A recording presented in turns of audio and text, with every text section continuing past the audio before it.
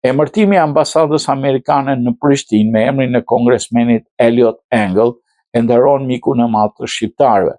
Projektligji dy partjake prezantuar nga kongresmenet Richie Torres, Michael McCall dhe Brian Mast në Kongresin e Shtetit Bashkuara për të emëruar ambasadën e Shtetit Bashkuar në Kosovë me emrin e kongresmenit Eliot Engel është një lëvizje e dur dhe thellësisht, domethënse me punën e tij ish kryetari i Komisionit dhe Punë të Jashtme në dhomën e përfaqësuese, kongresmeni Eliot Engel shpëtoi 2 milion shqiptar nga genocidi serb në vitet 98-99, që nga fillimi i karrierës së tij në vitin 1989, pas shumë se 3 dekadash, ai ishte në mbështetësit më të fuqishëm të lirisë dhe pavarësisë Kosovës. Ai ishte lideri vërtet amerikan i cili vizitoi Kosovën për herë të parë në vitin 1993, në një kohë shumë pak njerëz e dinin se ku ndodhe ajo.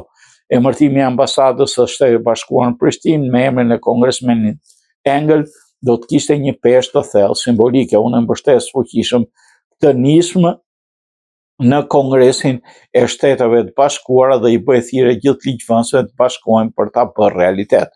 Kongresmeni Engel meriton të nderohet në këtë mënyrë.